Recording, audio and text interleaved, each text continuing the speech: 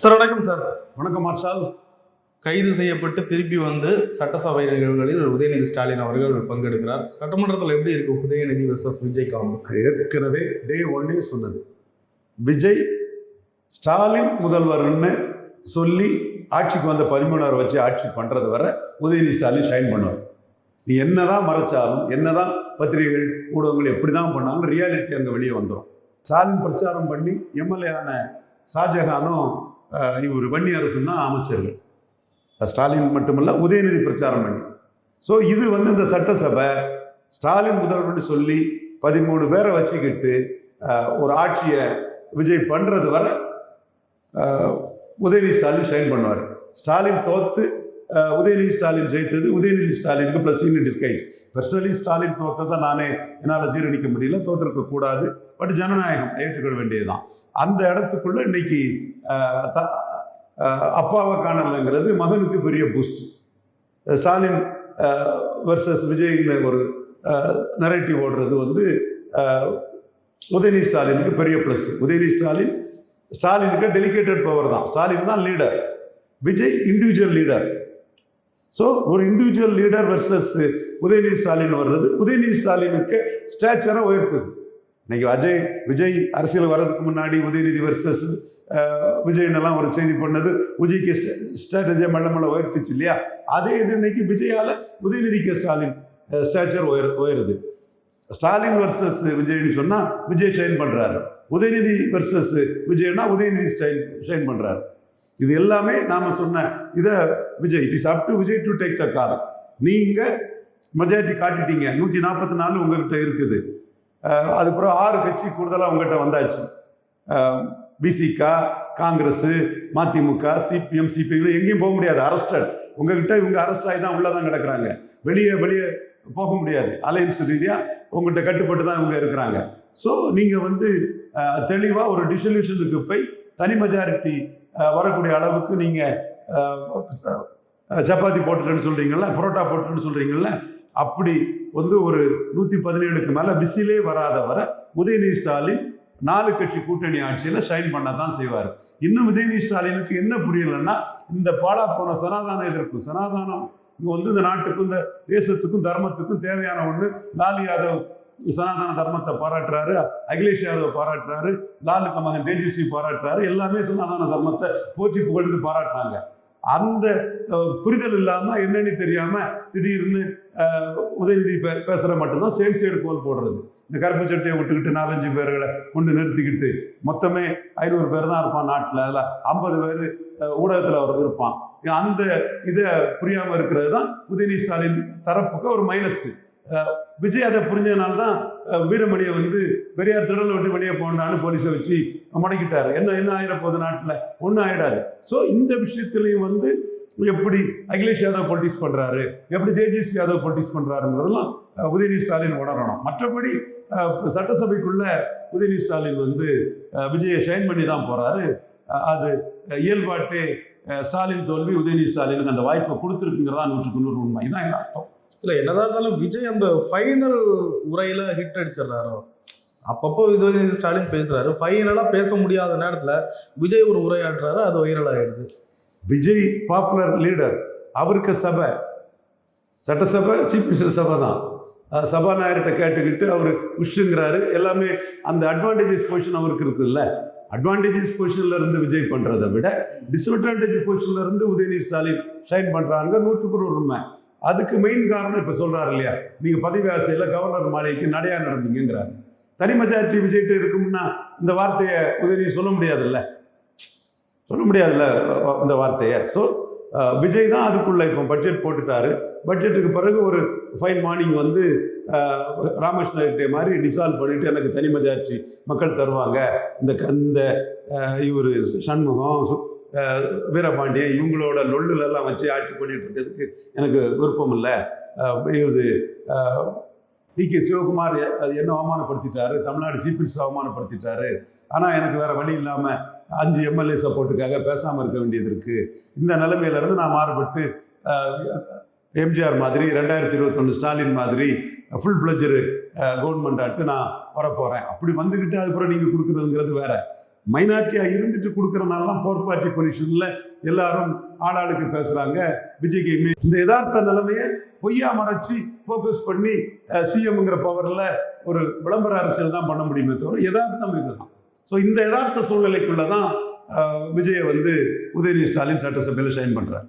இந்த கைதுக்கு போயிட்டு வந்த பிறகு யாருக்கு கெயின் யாருக்கு லூஸ்? இதுல கைது உதயநிதி ஸ்டாலினுக்கு கைது. அப்படியா? ஆமா, திமுக தொண்டர்கள் எல்லாம் உதயநிதி ஸ்டாலின் பக்கம் வரக்கூடிய அளவுக்கு ஸ்டாலினுக்கு வாரிசு உதயநிதி ஸ்டாலின்ங்கிற அந்த இமேஜ் ஜாஸ்தி ஆகுது. எல்லாரும் தெருவில் வந்துட்டாங்க. பவர் சென்டர்லையும் உதயநிதி ஸ்டாலின் முடிவு பண்ணுவாருங்கிற அந்த இதுவும் திமுகவுக்குள்ள உதயநிதி ஸ்டாலின் கூடுதல் ஒரு இதை கொடுக்குது. என்னை பொறுத்த அளவில் எகைன் சொல்றேன், Stalin alone can do and undo things in DMK, he's calling the ஷாட்ஸ்ங்கிறதா என்னோட ஆணித்தரமான கருத்து. அது இன்னைக்கு இல்லை, அன்னைக்கும் இதே கருத்து தான். பட் உதயநிதி ஸ்டாலினுக்காக ஓபிஎஸ்ஐ நிற்கிறாரு, இது போராட்டத்தில் ஈடுபடுறாரு. அப்போ திமுக ஆட்சியை வச்சு சம்பாதிச்சவன்லாம் எவனும் வரலன்னு அதை ஓபிஎஸ் கம்யூனிட்டியை சேர்ந்த திமுக காரங்க சிலர் வரலங்கிறத அவன் திமுக தொண்டர்களே வலைத்தளங்களில் இது பண்ணுறாப்புல. ஸோ இந்த சூழலெல்லாம் ஸ்டாலினுக்கு பிறகு, கலைஞருக்கு பிறகு ஸ்டாலினுங்கிற மாதிரி, ஸ்டாலினுக்கு பிறகு உதயநிதி ஸ்டாலின் தாங்கிறத காட்டுறது மாதிரிப்பட்ட ஒரு தோற்றத்தை இன்னைக்கு கொடுத்துட்டு இருக்குங்கிறது தான் 100% உண்மையான ஒரு நிலைமை. பட் இந்த சனாதன எதிர்ப்பு இதெல்லாம் பண்ணலைன்னா ஒட்டுமொத்த திமுகவுக்கு அது பெரிய கேடா முடியும். எப்படி இருந்தது சார் பட்ஜெட்டை பற்றி பெருசாக ஒன்றும் சொல்றதில்ல, வழக்கமான ஒன்று தானே. ஒரு நடைமுறை இதை பண்ண போகிறோம்ல, ஒரு இப்படிலாம் பண்ண போகிறோங்கிறாங்க. ஒரு நாளைக்கு நடக்கிறதுக்குள்ள ஒரு முன்னறிக்கை மாதிரி வந்திருக்குது. இவ்வளோதான் முடியும். நம்ம இது ஒன்றும் பெருசாக பட்ஜெட்டில் ஆகும் வந்துடலாம் நான் எதிர்பார்க்கவும் இல்லை.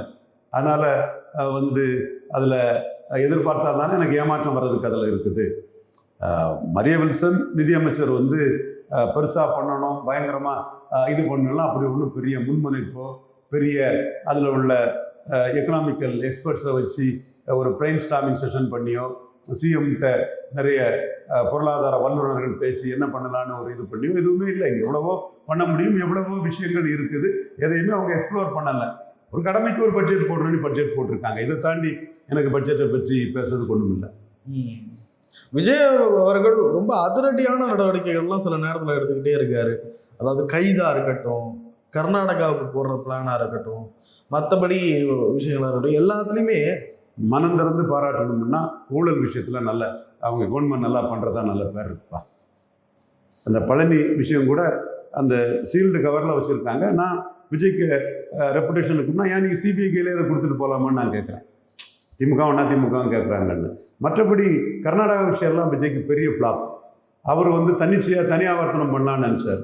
அவருக்கு தனி ஆவர்த்தனம் என்னாச்சு? சிவகுமாருக்கு கர்நாடகாவில் விஜய் வச்சு என்ன அரசியல் வேண்டி கிடக்கு? விஜய்க்கு பாப்புலாரிட்டியை வச்சு கர்நாடகாவில் என்ன அரசியல் வேண்டி கிடக்குது? அப்போ ஒரு விஷயத்தில் இப்படி நம்ம சந்திக்க வாரான்னு எழுதுனா அவர் என்ன ரியாக்ட் பண்ணுவாரான்னு புரிஞ்சிக்கக்கூடிய அளவுக்கு ஆட்கள் வேணும் இல்லை சார். நம்ம ஒரு மூவ் பண்ணுறோம் சார், அதில் சிவகுமார் என்ன மூவ் பண்ணுவாங்கிறதுக்கு ஒரு அறிவு ஆற்றல், அதை அசஸ் பண்ணக்கூடிய கெப்பாசிட்டி வேணும் இல்லை. நான் தெளிவாக சொன்னேன் அப்போவே. சிவகுமார் விஜய்க்கு ஸ்கேன் ரெக்கார்டு தான் கொடுப்பாரு. இப்போ ராகுலும் அதுக்குள்ள தலையிட போறதில்லை. தலையிட்டாலும் ஓவர் த ஹெட் ஆஃப் ராகுல் ஸ்கேன் ரெக்கார்டு தான் கொடுப்பாருன்னு நம்ம சொன்னோம். அதுதான் நடந்தது. எக்ஸ்போஸ் பண்ணாரு. நீங்க சந்திக்கிறதுக்கு ஒரு ரிக்வெஸ்ட் போட்டு ஒரு கோரிக்கை வச்சீங்க, சந்திக்க முடியாதுன்னு டீசெண்டா டினை பண்றாரு. அப்ப என்ன அர்த்தம்? நீங்க ஏன் சந்திக்கிறதுக்கு கோரிக்கை வச்சீங்க? அப்ப நீங்க தமிழ்நாடு சீஃப் மினிஸ்டருங்கிறதையும் தாண்டி போர் party Congress IUML VCK collision கவர்மெண்டோட சிஎம்ங்கிறதையும் தாண்டி உங்களுக்கு கர்நாடகாவில் செல்வாக்கு இருக்கு. அந்த செல்வாக்கு தனக்கு பயன்படும்னு டி.கே. சிவகுமார் நினைப்பாருன்னு ஒரு தப்பு கணக்கை போட்டீங்க. இதுதானே உண்மை. இந்த கப்பு கணக்கை போட்டிருக்க கூடாது. நீங்க டி.கே. சிவகுமார் என்ன இருக்கணும், அந்த திங்கிங் இல்லாம நீங்க டேக்கன் ஃபார் கிராண்டட் ஆட்டு சிவகுமாரை நினைச்சுக்கிட்டு சந்திக்க வராண்டாப்புல அவர் டீசெண்டா நீங்க தள்ளி போய் விளையாடுங்க, எனக்கு ஒன்றும் தேவையில்லை, நான் என் அரசியல் என் ஊர்ல என் அரசியலை பார்த்துக்கிடுவேன், உங்களை வச்சு எந்த அரசியல் கெயினும் எனக்கு இல்லைன்னு நீங்க விஜய்க்கு கேரளாவில் பாப்புலாரிட்டி இருக்குது, கர்நாடகாவில் பாப்புலாரிட்டி இருக்குதுன்னு சொன்ன அந்த பிரச்சாரத்துக்கு ஒரு முற்றுப்புள்ளி வச்சுட்டாரு. முற்றுப்புள்ளி வச்சு விட்டுட்டு போயிட்டார் அவரு. இது தமிழ்நாடு சீஃப் மினிஸ்டர் மட்டுமல்ல, தாவேகா தலைவர் விஜயை பற்றிய அந்த இமேஜ் பூஸ்டிங்கே ஒரு அடி. அப்போ இது வந்து அடுத்து ரிபகர்ஷன்ஸை பற்றி யோசிக்காம பண்ணினது.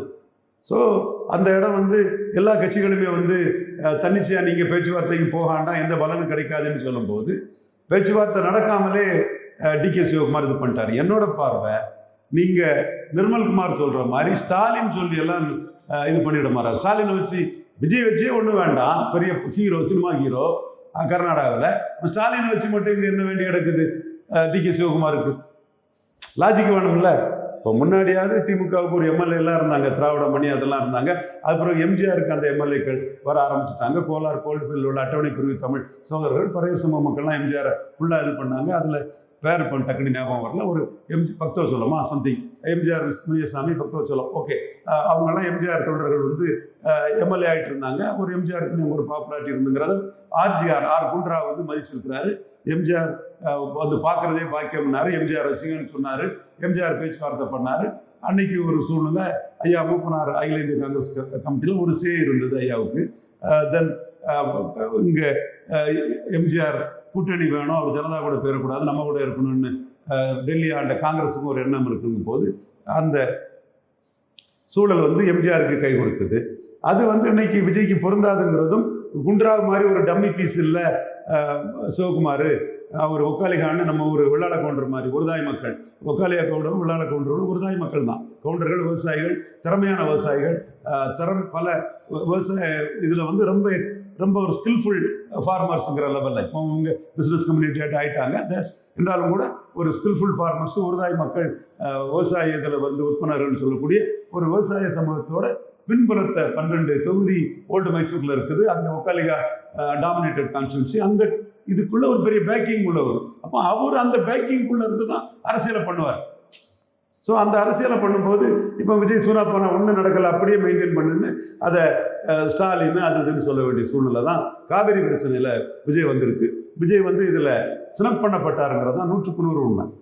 இந்த சூழ்நிலையில் விஜய் என்ன நினைக்கிறாருன்னா, 5 எம்பியும் வேணும், 5 எம்எல்ஏக்கள் ஆதரவு வேணும், ராகுலும் வேணுங்கிறதுனால காங்கிரஸ் முதலமைச்சரால் அவமானப்படுத்தப்பட்டும் அதை ரியாக்ட் பண்ண முடியாத அளவுக்கு விஜய் இருக்கிறாங்கிறது தான் 100% உண்மை. இதனால தான் திரும்ப நான் சொல்கிறேன், ஹெக்டே மாதிரி நீங்கள் டிஸ்ட்ரிபியூஷனை ரெக்கமெண்ட் பண்ணிக்கிட்டு தனி மெஜாரிட்டி வாங்குங்க. இன்னும் சொல்ல போனால் உங்களுக்கு வந்து நீங்கள் பிரச்சாரம் பண்ணக்கூடிய இடத்துல இன்னொரு ப்ரோட் புல்லர் கூட உங்களுக்கு இது பண்ணாங்கன்னா உங்களுக்கு அது பெரிய அளவு கூடுதல் ப்ளஸ்ஸாக தான் இருக்குங்கிறது என்னோட பார்வை. இந்த கொளத்தூர்ல நம்ம விவிஎம் மறுபரிசோதனை எல்லாம் செஞ்சாங்க, உண்மையாகவே அதில் எதுவும் சார் இதெல்லாம் ஐயனாதான் என் நண்பர் பேசுவார். மோடி ஜெயிக்கிறாருங்க, மோடி தெளிவாக தான் எல்லா இடமும் ஜெயிக்கிறாரு. அது இவிஎம் இதிலெல்லாம் வந்து அது இதுன்னு சொல்கிறது வந்து 39 ஸ்டாலின் அடித்தார்ல, அப்போ ஏன் சொல்லலை? 21 ஸ்டாலின் ஜெயித்தார்ல, அப்போ ஏன் சொல்லலை? எனக்கு இதிலெல்லாம் நம்பிக்கை கிடையாதுங்க. மக்கள் அந்த இடத்துக்குள்ளே ஸ்டாலினுக்கு எதிராக வாக்களித்தது வந்து எதிர்பாராத ஒன்று. அது அந்த அளவுக்கு ஸ்டாலினுக்கு ஒரு தோல்வியை மக்கள் கொடுத்துருக்க கூடாதுங்கிறது என்னுடைய ஒரு பார்வை. பட் ஜனநாயகத்தில் இதெல்லாம் ஏற்றுக்கொள்ளத்தக்கதான். ஃபஸ்ட் ஆரம்பத்தில் ஸ்டாலின் தோக்கும்போது எனக்கு அது மிகுந்த ஒரு வருத்தமாக தான் இருந்தது. பட் மக்கள் தீர்ப்பு தான் ஜனநாயகத்தில் இறுதியாகும் போது மக்கள் தீர்ப்பை ஏற்றுட்டு போகிறது தான் கரெக்டுது என்னோட பார்வை. நீங்கள் இது பற்றி வேற பேசணும்னா ஐயனாதான் என் அண்ணன் ஒருத்தர் இருக்கிறாரு, அவர் ரொம்ப பேசுவார். எங்கள் அண்ணன்ட்ட நீங்கள் அதை கேட்டுவிடுங்க. எஸ்பி வேலுமணி அந்த அதிருப்தி, அதிமுக அதிருப்தி எம்எல்ஏக்கெல்லாம் இன்னைக்கு அமைச்சர் புசி ஆனந்த் அவர்களை சந்தித்த தகவல் எப்படி பார்க்குறீங்க? இவங்க 32 திகையாமல் 25 வச்சு மூவ் பண்ணதில் மாட்டிக்கிட்டாங்க. இவங்களுக்கு என்ன பிரச்சனைன்னு சொன்னால், இனிமேல் வந்து இவங்க புசி ஆனந்தை பார்த்து எடப்பாடிக்கிட்ட ஒரு பவர் பார்ட்டிஸ் பண்ணக்கூடிய வேலை பார்த்தாலும் கூட இந்த இடத்துக்குள்ளே நீங்கள் ரிசைன் பண்ணிட்டு களத்துக்குள்ளே மீண்டும் வந்தீங்கன்னா அந்த களம் இருமுனையாக தான் இருக்கும். திமுக நிற்க மாட்டாங்க. இவங்க இதை யாரும் சென்ஸ் பண்ணல, நான் தெளிவாக சென்ஸ் பண்ணிட்டேன். பெரும்பாலும் 99% திமுக இந்த அதிமுக எம்எல்ஏக்கள் இந்த தொகுதியில் கண்டஸ்ட் பண்ண மாட்டாங்க. அப்போ அங்கே டைரக்ட் ஃபைட்டு தான் வரும். உதயநிதி ஸ்டாலின் சொல்லக்கூடிய அந்த 35-65 வந்துடும். 35-65ன்னு சொன்னால் விஜய் அதிகாரம் வந்திருக்கு, காங்கிரஸ், சிபிஎம், ஐயுஎம்எல், விசிகா, எம்டிஎம்கேன்னு ஒரு 6 கட்சி கூடுதலாக வந்திருக்காங்க. கொஞ்சம் போட்டால் கூட ஒரு ஓட்டு வரும். ஸோ அவர் வந்து மும்முனையில் கம்ஃபர்டபுளாக தான் இருக்கிறாரு. திமுக தேர்தல் களத்தை விட்டு விலகிட்டாங்கன்னா அண்ணா என்ன முதுகுளத்தூர்ல கேண்டிடேட் போட்டாரா? முதுகுளத்தூர் இடத்துல அண்ணா போட்டா 500 ஓட்டு கிடைச்சிருக்குமா திமுகவுக்கு? திராவிட இயக்கத்துக்கு ஐயா திகாரங்க சொல்லுங்க, ஐயா வீரமணி சொல்லுங்க ஐயா. திராவிட இயக்கம்னு அண்ணா 57ல் பசுமன் தேவரும் இவர் ராமநாதபுரம் ராஜா சண்முகராஜேஸ்வர சேதுபதியும் மோதின முதுகுளத்தூர் களத்துக்குள்ள இவர் காமராஜ் சார்பாக மந்திரி சேதுபதி இருக்கிறாரு, காசிநாதுரை சிங்கத்தேவர் இருக்கிறாரு. அந்த களத்துக்குள்ள அண்ணா கேண்டிடேட் போட்டாருன்னா 500 ஓட்டு கிடைக்குமா திராவிட இயக்கத்துக்கு? இல்லை இந்த திராவிட இயக்கம்னு இன்னைக்கு ஊடகத்தில் பேசிட்டு இருக்கக்கூடியவங்களாம் சொல்லுங்க. அப்போ அண்ணா வந்து முதுகுளத்தூர் இடைத்தேர்தல் 57ல் புறக்கணிச்சார். கலைஞர் சாத்தாங்குளம் இடைத்தேர்தலில் புறக்கணிச்சார். ஜெயலலிதா நிறைய இடத்துல புறக்கணிச்சாங்க. எடப்பாடி விக்கிரவாண்டி ஈரோடு கிழக்க புறக்கணிச்சார். எம்ஜிஆர் திருப்பத்தூரில் திமுகவும் காங்கிரஸும் 10,000 ஓட்டு வித்தியாசத்தில் ஐயா வால்மீகி கவுண்டர் ஜெயித்த இதில் வந்து மீண்டும் அப்படி ஆட்சிக்கு வரும்போது திமுகவும் காங்கிரஸும் ஜெயித்த இடம். திமுக காங்கிரஸ் கூட்டணி ஜம்முன்னு இருக்கு. நின்னா தோத்து போகணும்னு எம்ஜிஆர் புறக்கணிச்சாரு. திருப்பத்தூரில் ஒரு தொகுதியில் ஜெயித்தவங்க அந்த கட்சிக்கு தான் ஆதரவு கொடுக்கணும் ஒரு அபத்தமான ஒரு கருத்தை சொல்லி தோத்து போகணும்னு புறக்கணிச்சாரு. ஸோ ரெட்டையில வந்து திமுக கூட்டணியை காங்கிரஸ், விசிக, சிபிஎம், சிபிஐ, மதிமுக, ஐஎம் எல்லாம் இருக்கும்போது அதிகாரம் இருக்கும்போதே தோற்கடிச்ச தொகுதிகளுக்குள்ள போய் நின்னா மாட்டிக்கிடும், பெருந்துற மாட்டோம். உங்களுக்கு சங்கரங்கோயில் ஆர்கே நகர் மாதிரிப்பட்ட ஒரு சூழ்நிலையை இஷ்யூ இல்லாமல் நம்ம சந்திக்கிறதை விட இஷ்யூ பேஸ்டாக ரெட்டையில ஜெயித்துக்கிட்டு விசிலில் போனது நியாயமா இல்லையாங்கிற அந்த இதுக்குள்ளே போட்டு ஏற்கனவே ரெட்டையில ஜெயித்த தொகுதி தான். ப்ளஸ் வந்து மதுராந்தகம், தாராபுரம், பெருந்துறை, கரூர் போன்ற இடங்கள்ல இது எடப்பாடிக்கு சோசியல் ஒரு கொலிஷன்ல ஒரு சோசியல் பேக்கிங்கும் வரும். அந்த இடத்துக்குள்ள போய் நம்ம ஏன் மோதிரம்னு திமுக விலகிட்டாங்கன்னா என்ன நிலைமை ஆகும்? ஸோ அது வந்து ரெட்டலையில் வெற்றி பெற்றுட்டு விசிலில் போனவங்களுக்கு வெற்றி வாய்ப்பே கேள்விக்குறி ஆக்கிறோம். நீங்கள் மும்முனை போட்டின்னா ஜெயிக்கிறோம். திமுக 3வது போய் சில இடங்களில் டெபாசிட் போயிருங்கிற லெவலில் களத்தை விட்டு விலகிட்டாங்கன்னா ஏதோ ஒரு காரணத்தை சொல்லி களத்தை விட்டு விலகிறதுங்க ஒன்றும் பெரிய மேட்ரா? எங்களுக்கு இடைத்தேர்தல் முக்கியம் இல்லை என்ன, அதனால என்ன தூக்கில் போட்டுருவாங்களா? யார் சொல்லல?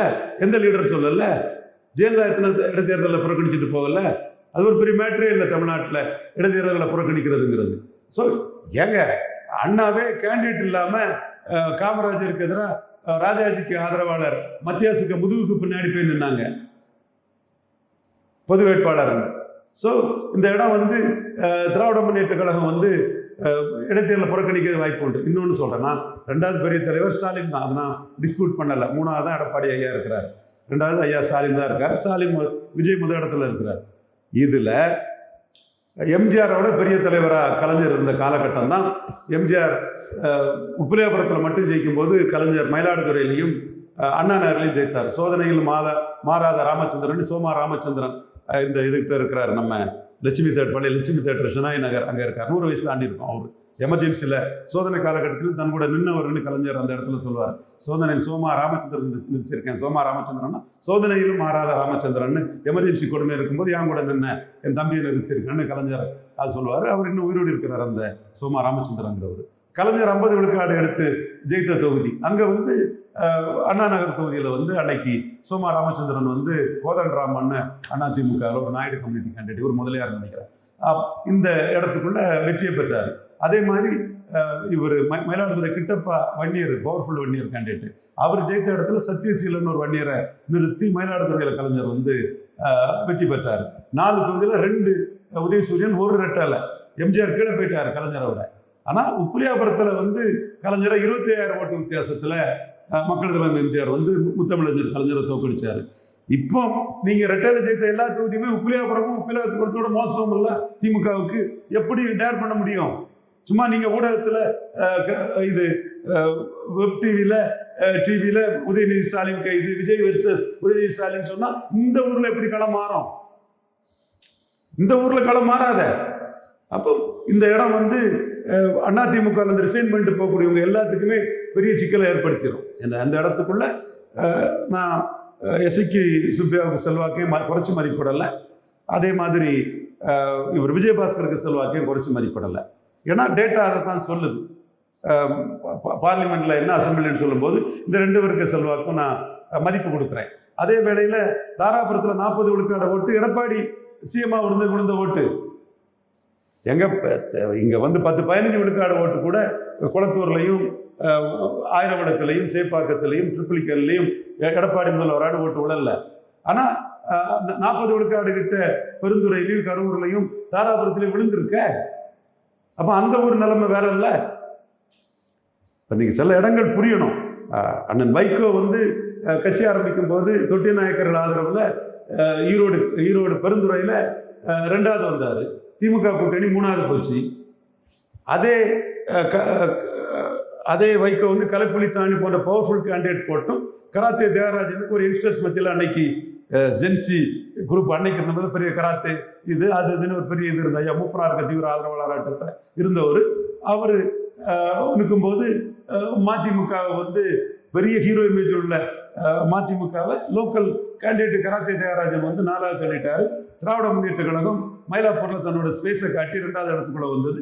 திமுக ஸ்பிரிட்ல திமுக பலமான இடத்துல கலைஞர் தான் தலைவர்னு அன்னைக்கு நிறுவனமானது. இப்போ 6 தொகுதியும் பெருந்துறை மாதிரிலாம் இருக்கு திமுகவுக்கு. 6ஓ எத்தனையோ. அப்போ இந்த ரிசைன் பண்ணிக்கிட்டு விஜய்கிட்ட போறவங்க மத்தியில திமுக அங்க நிற்கலன்னா உதயநிதி ஸ்டாலின் சட்டசபையில் சொன்னா 35 வருஷம் 65 வந்துடும். அவங்க வெற்றி வாய்ப்பே கேள்விக்குறி ஆயிரும். என் ரெட்டையிலையும் கூட மீண்டும் ஜெயிக்கக்கூடிய ஒரு சூழ்நிலை கூட வந்துடும். நான் வந்து போர்சி பண்ணி தான் சொல்றேன். மும்முனை போட்டின்னா விசிலுக்கு தான் லாபமா இருக்கும். 3வது பேரும் ஒன்று திமுக களத்தை விட்டு போயிட்டாங்கன்னா, ஜெயலலிதா, எம்ஜிஆர், அண்ணா, கலைஞர் மற்ற எடப்பாடி பாணியில போயிட்டாங்கன்னா, ஸோ ரிசைன் பண்ணக்கூடியவங்களுக்கு பெரிய சிக்கல் இருக்கு.